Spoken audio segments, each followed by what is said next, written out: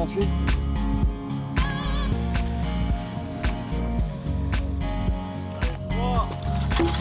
2, 1, go!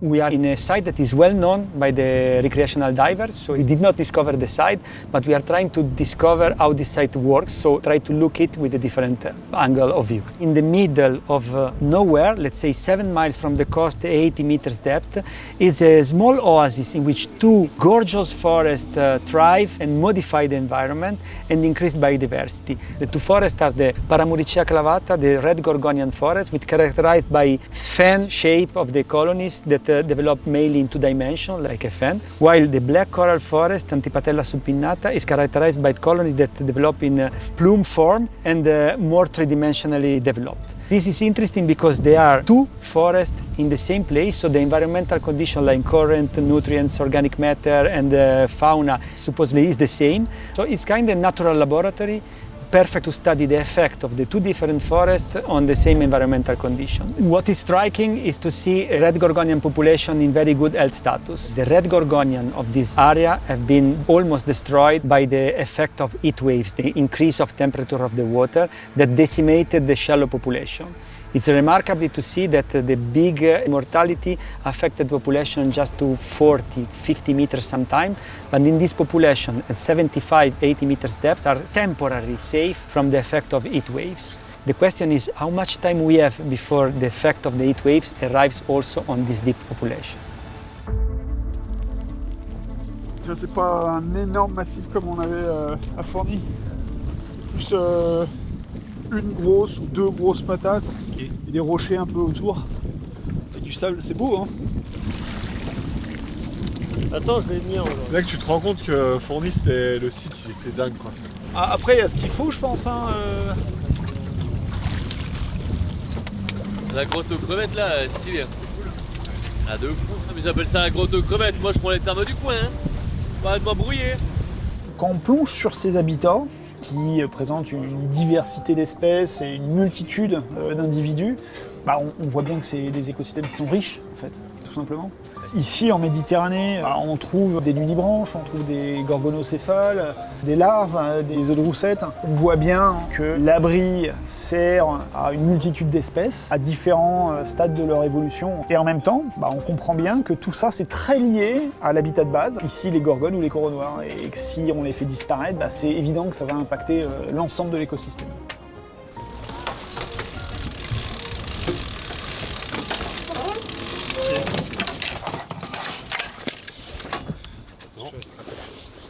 Ça va Erwan? Bah ouais. Ouais, super, ouais. Tant que c'est encore frais. C'est quoi ça? Ça veut dire quoi? Alors les petites croix c'est quand c'est mort et des bâtons ça veut dire que c'est vivant. Ok. Ok. T'es positif, c'est qu'il y a beaucoup de vivants, c'est déjà ça. Ouais. Il fait froid. C'est froid, ouais. Moi je trouve que vous êtes un peu des fragiles les gars. Des vraiment fragiles.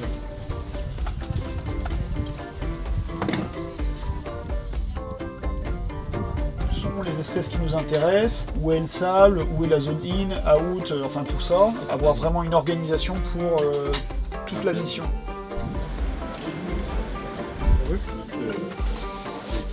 Papa, Attends, après mon petit, on termine le briefing. toi tu vas en fécu?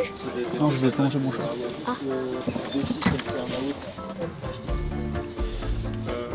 Voilà, c'est bon, la mission est lancée.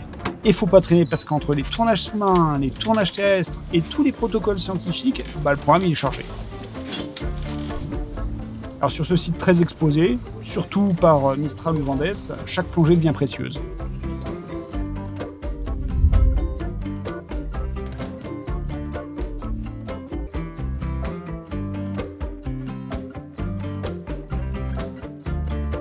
Ok, yeah.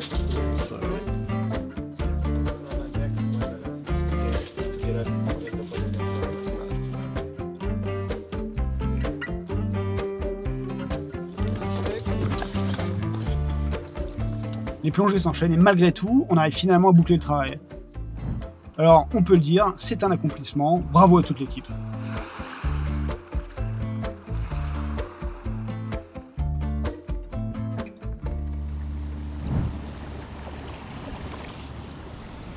We started with an hypothesis that is forest and there's some function, like biodiversity, organic matter, current, etc.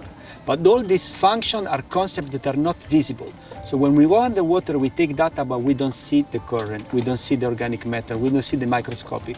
And now in this moment, with the analysis of the data, we can really visualize this function. For example, the current, analyzing the data of the current meter, the current becomes a graph with a profile of currents. And we can see the effect of the forest in the data. This is one of the most exciting moments for me because it's the moment in which, let's say, visualize the forest in data form. I transform the forest in data, and this data becomes something objectively analyzable, quantifiable, and it can be used in the form of decision for the conservation. So I like this moment because the moment in which, in our way, our scientists make visible the invisible. La finalité de tout ce qu'on fait, c'est la conservation. Évidemment, il y a un gros travail à faire aujourd'hui de sensibilisation parce qu'on le voit, pour beaucoup de personnes, l'océan est encore un milieu très mal connu. C'est pas juste une vaste étendue bleue en 2 dimensions, mais bien un espace qui descend jusqu'à plus de 11 000 mètres où tout est interconnecté de la surface jusqu'aux profondeurs. Il y a également un très gros travail à faire auprès des décideurs pour protéger ce qui existe et ce qu'on a déjà et qui est en bonne santé, alors que dans le monde entier, on voit la conservation des océans est un très gros challenge avec de grandes difficultés rencontrées à cause des changements climatiques, de la pollution, des pressions anthropiques. La différence, c'est qu'hier, on ne voyait pas ce qui se passait sous la mer. Aujourd'hui, on sait, on mesure, on voit très bien les conséquences de nos actes et donc il faut qu'on arrête de faire n'importe quoi sur le fond de la mer. On va pas se mentir, en fait les récifs sont dégradés, les océans sont extrêmement dégradés et on a des vagues de chaleur, des incendies sous-marins dans les océans de la planète. Par contre, je veux rester positive, on peut pas se permettre de baisser les bras. Donc oui, il y a de l'espoir, mais à condition que chacun s'engage très rapidement. C'est-à-dire qu'est-ce qu'on a dans notre assiette, quel impact on a sur nos océans. Aujourd'hui, toutes les informations existent, tous les scientifiques sont unanimes. La réalité, c'est qu'il y a une urgence absolue à prendre en compte ces écosystèmes qui sont extrêmement importants. C'est maintenant que ça se passe, c'est pas dans 10 ans.